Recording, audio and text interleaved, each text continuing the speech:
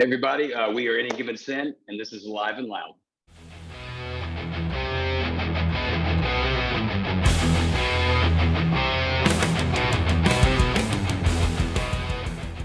Welcome to Alive and Loud, guys. Thanks so much for tuning in. Today, season 2 premiere. Woo! Guys, we have a special guest. We have Any Given Sin. Well, welcome, gentlemen. Thanks so much for taking the time out of your busy schedules. And congratulations also for signing with Mascot Records. Big deal there, guys. Thank you so much. I appreciate it. You're very welcome. So if you could give our listeners and those that are watching right now at home, tell us a little bit of the band's history for those that are not familiar with Any Given Sin. Gotcha. Mike, I'll let you start that off. All right, I'll start it off and you intervene whenever. So the current lineup of Any Given Sin has been together since 2017. Okay. The band has been there before, but it's completely different. It's the same name, but it's a completely different band. Gotcha. We did have another vocalist, another bassist back in 2015. We don't play any of those songs anymore. When Vic started, we had an agreement. He was like, I would like to, have a band that I helped build from the ground up. So we agreed, we're going to axe all of our songs, our previous song, and start completely fresh. So even though the name is the same, the band actually formed in 2017. That's awesome. We did in 2017 write several tunes. We went to a producer named Trevor Kuskiak, who produced a band called Evans Blue back 12, 15 years ago. Okay, with the original lead singer of Evans Blue? Yes. Okay, Kevin Madison, right? I'm sorry, I'm not sure of the name, but that Trevor is the one that actually produced the song Dynamite. That was the first song introduced on Octane. Gotcha. So we were fortunate enough that Vinny, the program director at Octane, was allowed to, or liked the song enough to put it on a test drive segment. And from there, it blew up like dynamite. It's insane. We're not expecting that. Yeah, you guys definitely have taken off since you premiered. And then we shifted gears a little bit. Trevor moved to Canada. We sought out another producer. Vic knew Chris Dawson from a previous band. And Chris Dawson produced Saul, broke that band. And he's the one that's produced everything that we put out since. Great. And we're pretty happy. Yeah, I mean, I would definitely be happy considering, the enormous success that you've had so far. And I really would love to get into some of the dynamic of these songs, because you guys are not writing music that's just like cookie cutter versions of rock and roll songs. What you guys are putting out is songs with raw, sheer emotion, and it's something that I think is lacking in today's music. So if you could, Vic, I want to ask, where do you get your inspiration from your songwriting and the vocal tones that I'm getting out of you? They're reminiscent of someone I can't quite put my finger on, but you feel and seem very inspired by someone. It's fantastic, by the way. I just wanted to know who gives you your influences as far as being a performer. So for me, like the creme de la creme, the top of that mountain is Chris Cornell, 100%. Anything he's done. I kind of learned to sing based off just singing Soundgarden tunes and Chris Cornell's like solo albums and stuff like that. But I always loved how he wrote. It was just always so. It was just so like, and I don't know what word to use. It just sounded right. Like everything was right. Every syllable was right. The bouncing ball just went like it was just dead on. And I just that's been an influence, writing influence, and a singing influence for me since I was probably 13 years old. So yeah, you could definitely hear that in your vocals. Absolutely. So after that, I actually just I had his solo album stuck in my CD player in my car. Right, I had like a DC converter hooked up to a boom box that was broken, and then had it. Yeah. So for like a year and a half, I just sang this album in my car, and so I just one day I was able to do the scream with him, and I was like, well, okay, maybe I'll try doing this one day. Not an easy task. No, it isn't. But yeah, everything that he did, I've kind of tried to.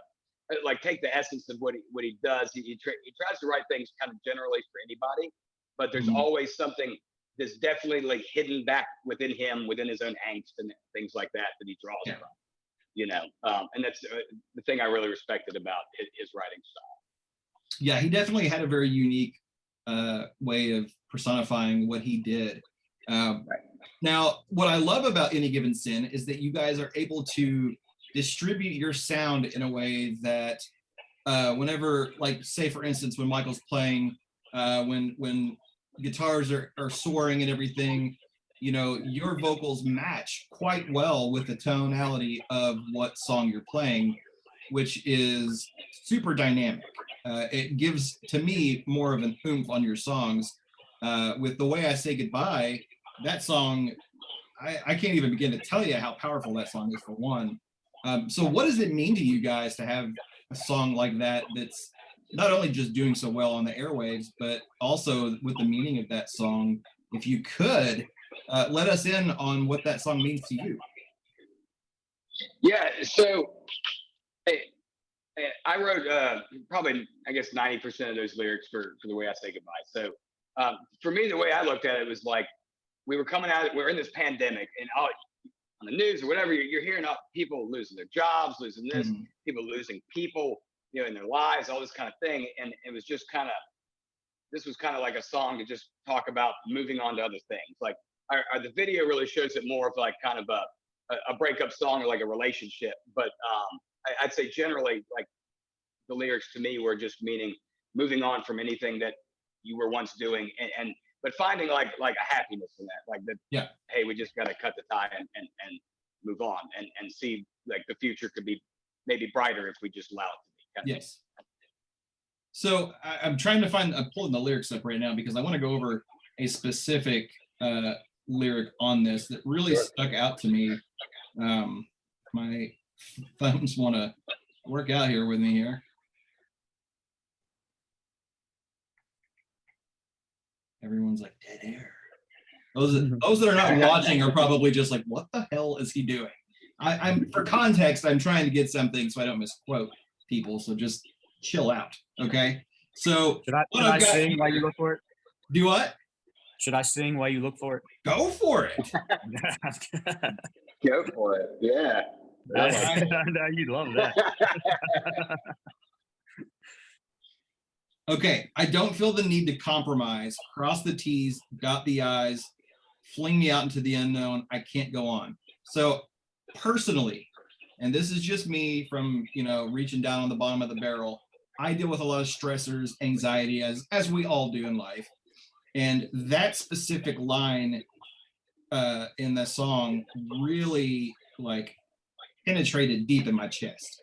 So, and maybe it's just the deliverance of the song or that specific lines, but there's so much raw emotion with that. And not just vocally, you know, like I was speaking of before, the tonality of the song, musically, it's crafted perfect to match the vocal. So I really, you know, I struggle these days in finding music that feels purposeful and feels like the intent is pretty much matching with, you know, the musicality of everything. You guys hit a home run with it from top to bottom, not just vocally and lyrically, but from a standpoint of a musician. Michael, I want to ask, how was it for you performing that song, you know, as a musician? Well, first when I first introduced the chorus riff, because I really liked that chorus, and I had it, Vic will tell you, I've had that chorus, that actually, the basic chorus of that was Vic's idea, musically. Yeah. I changed some things on it and put it into something that I liked, sent it to him and he liked, to get in the studio, because it's not the typical 4-bar, 4-chord chorus, which, you know, a lot of choruses are. You know, the Beatles started that and everybody's been doing it ever since. There's a lot to that chorus, musically. And a lot of suspended seventh chords, you know, diminished chords. There's a lot of, everything I play is in minor, because minor just creepier. That's what I was going to ask. I was going to ask what you play. Yeah, harmonic minor is my all-time favorite. But when we got to the studio, Chris was like, you need to cut that in half and just do 4 chords. Do you remember that, Vic? Yeah, I I do. was like, yeah. I was like, hold up, dude. Let's play this out. Let's let this play out, see how it turns out. And we recorded it the way it was written. Mhm. And Vic went back to the hotel and to just be by himself to write the lyrics. He came back that night. I think it was that night, correct me if I'm wrong, Vic, but he came back like 6 or 8 hours later, whatever, and said, boom, here's the song. Hit record, buddy. And that's pretty much what came out. Yeah. It's So- absolutely phenomenal. I really hate to beat a dead horse here for everybody that's listening, but I really have to say that you outdone yourselves with that song, because I was like, well, the first song that I was actually introduced to you guys to was Another Life, and I was like instantly gravitating like, okay, these guys are about to blow the fuck up. So then Insidious comes along and then completely just melts my face like the Nazis in Indiana Jones. And and then you put out this powerhouse ballad that no one was expecting. I think what everyone was expecting, coming from a consumer standpoint, was something else heavy. But we got something else heavy in a different way. The levity of this song, I think, speaks for itself as far as its heaviness.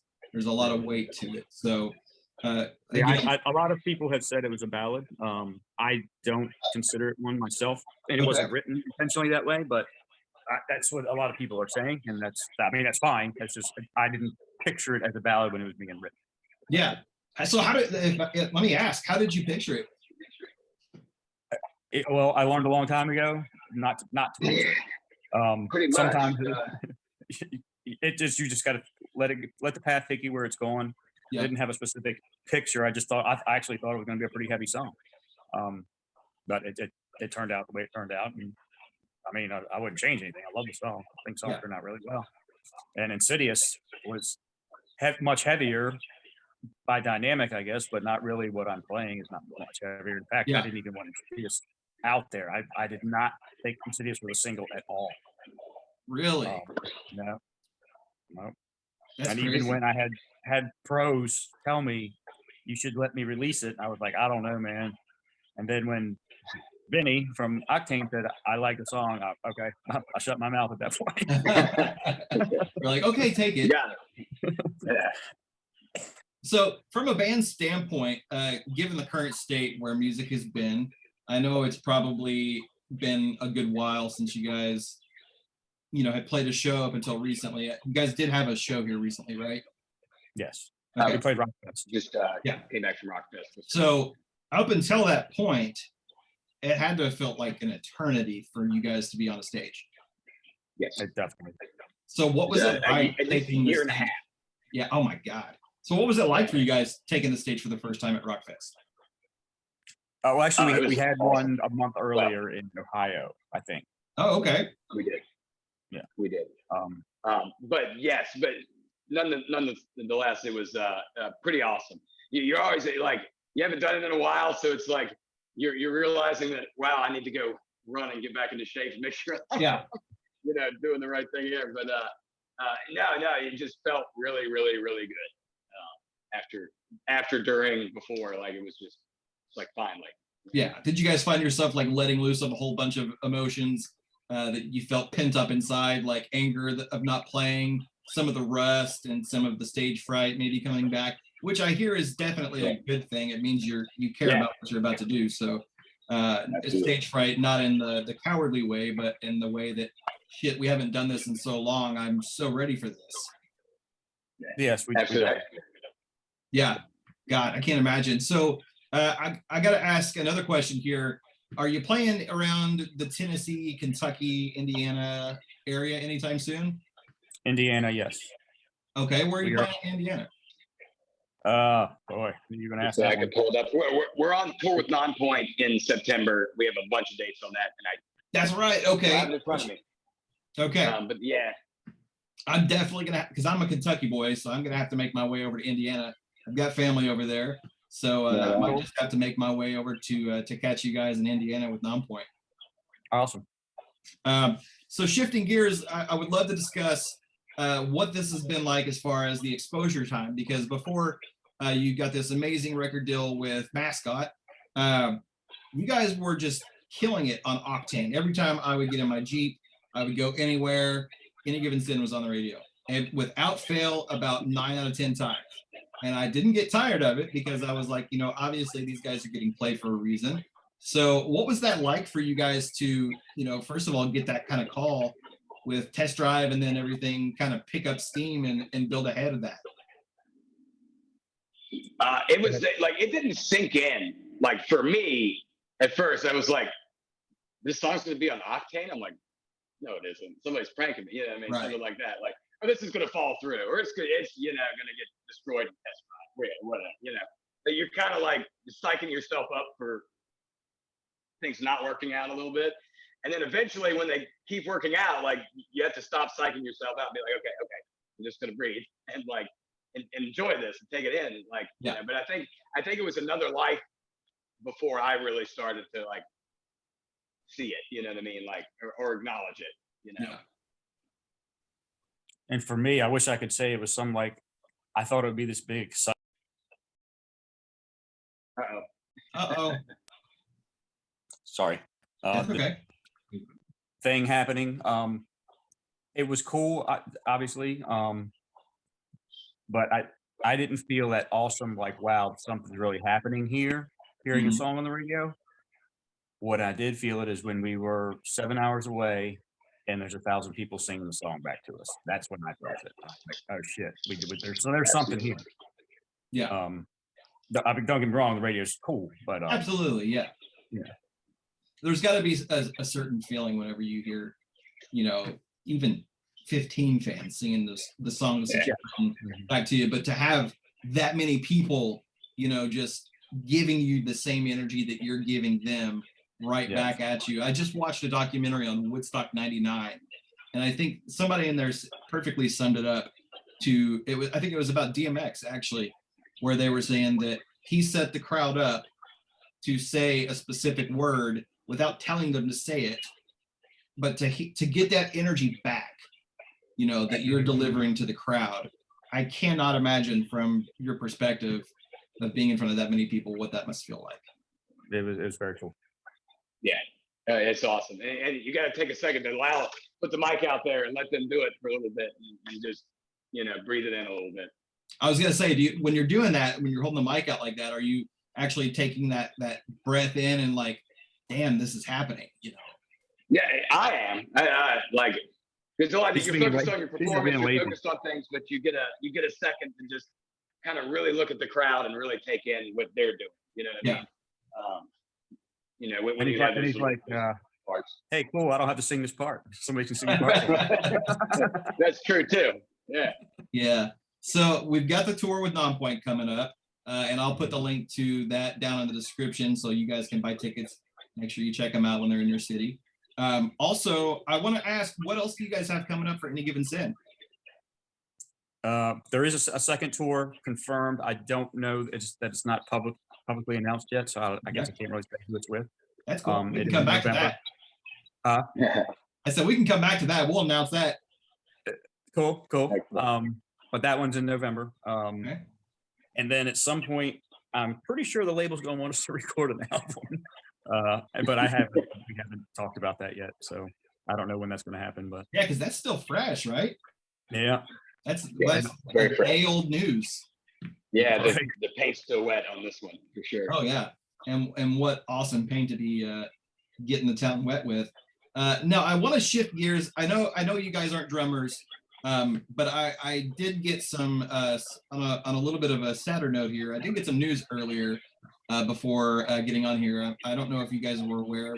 We did just learn of the passing of Joey Jordison. Do what now? Joey Jordison, Slipknot drummer. Just passed away. Really? I actually didn't know that. You just said that, so yeah. Wow, I didn't either. That sucks. We just found out here at Alive and Loud not too long ago. So if I could, if it's not putting you on the spot, and if it is, I can totally take it out. What is an initial reaction? Because this guy was pretty much the legend behind the kit for the first 20-something years of Slipknot. Influenced a lot of people to play, not just drums, but music in general. you know, what's that like to kind of hear that news, man? Well, I can tell you, like, my idol as the singer was Chris Cornell. When he died, like, it's like, you know that there's not going to be anything else coming out from that person. You know what I mean? Like, it's done. And Right. and that's sombering, and it's sad. And he was like, it's so influential to so many people. So you know, I would see like almost like a Danny Carey or all kinds of other drummers out there. You know, Carter Beauford or something, just depending on what genre you were in. Like, you will know that you'll never hear that style played again like that. You know what I mean? It'll always be a fake of it from here on out. I think it's sombering for any fan or anybody who's looked up to any other musicians. You know. Yeah, for sure. In their own craft. For me, it's shock because I just obviously just found out about it, but it's happening. It just seems that it's happening more and more. I mean, you lost like Eddie Van Halen recently when Chris Cornell died. I mean, when any of them die, you know, it's just like it's shock for me, and I feel weird for like a day or so because it's unbelievable that somebody that's not supposed to die. Yeah. Yeah, I mean, you know, and it's interesting, and I think it's a good thing to talk about this too, because you know, with the music community, you've had all these instances happen, but beforehand, we haven't had a lot of time for us to talk about it and really let it have its day. You know, let you guys as musicians and artists who are out on the road all the time process things like this, and you know, mental health is such a very crucial thing. I feel like in the music industry. Something that should be talked about. And, you know, with the band, I feel like, you know, you guys give this message, not only just of like this badassness, you know, with songs like Insidious and stuff like that, but you give hope with some of your songs.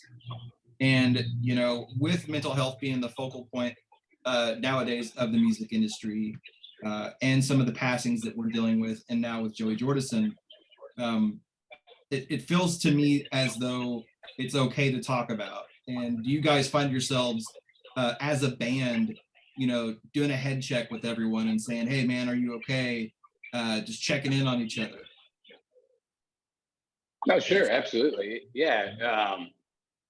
You spend a lot of time, especially if you're gonna be out on the road with people, you know, you're spend a lot of time with people. And so you notice a little nuances or I think something's going on. You know what I mean? Like, so you just you have more community. And I think that's one of the issues with mental health today is it's like people have lost a lot of their community and like people who are around them that just see when anything's going wrong with them, that they notice it, you know, and so I think that just makes someone's mental health worse to not have that sort of community going on too. So it's kind of a cycle, I guess. But yeah.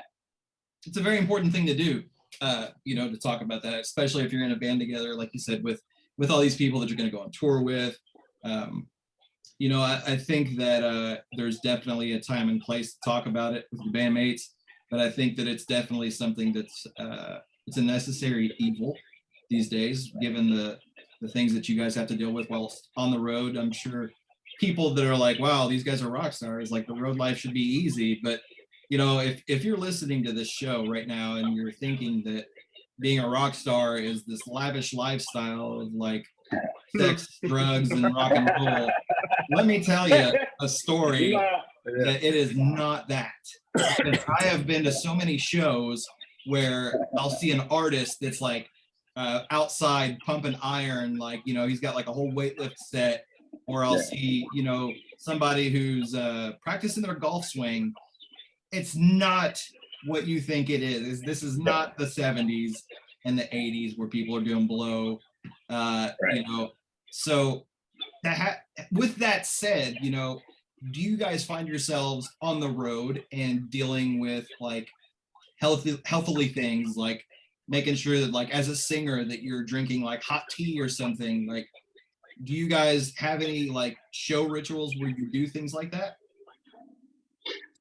Like generally, I try to, like, on a show day or leading up to show, I just want to kind of drink water and, you know, just I use throat coat now and then. I hate the taste of it, so it's almost like I like drink it when I like feel like I need it. You know what I mean? Because I just hard for me to check it out. But besides that, like not a whole lot as far as prepping for something. Like, Yeah. but yeah, if you're gonna be on the road, you're gonna try to do your best not to just eat beef jerky and stuff out of convenience stores and whatnot, because that makes it bad. Some person over here will let you know, and you have to put the window down or else you'll die. You know. Surely not, Michael. No names mentioned. No names mentioned. Well, guys, We definitely have talked about being healthy because it's so easy, especially if you're going to be on the road any length of time, to just go grab a McDonald's burger or whatever, and you do that just 2 or 3 days in a row, you just feel like shit. And so we're actually in the middle of purchasing a bus that we're going to customize, and we want to put a little refrigerator in there that we can keep healthy stuff in there that we don't have to there you go. fast food. I can't tell you how many Bus Invader things that I've seen where people are like, and here's our kale, here's our lemon juice, and our ginger, and it's like, our antacids. Our antacids. Yeah, and then these people are like, what? Where's the Red Bull? And it's like, it's just not that lifestyle. Like every now and again, sure, like you'll eat some Doritos and have a Monster Energy, but you know, longevity of a career is so much more important than just binge eating on the road, I'm assuming, you know. Right. So the more you take care of yourselves, the more tours we're going to get from any given sin. Right on. Well, guys, that's our time. I want to thank you both so very much for taking the time out of your schedules to sit down with us here at Alive and Loud. It's been an absolute treat. I know for those that are listening and watching at home right now, we have eagerly been awaiting the next single from you guys. So we will definitely be on the lookout for that. Again, in the description, I will make sure to drop the Non-Point tour dates and links to the band's social media. So you guys can get on there, follow them, encourage them, tell them to keep rocking. You know, it's always important to let an artist know that what they're doing is meaningful and purposeful. Like Vic was saying earlier with Chris Cornell, I think that if we all just appreciated what we had while we have it, then it would mean a little bit more than when we lose it. Absolutely. So thank you guys so much for tuning in. I really appreciate it. Stay tuned for episode 2 of season 2. Again, this was our season 2 premiere, and we couldn't have asked for a better guest. So thanks so much for joining us. Awesome. Thanks, man. Appreciate you. Take care.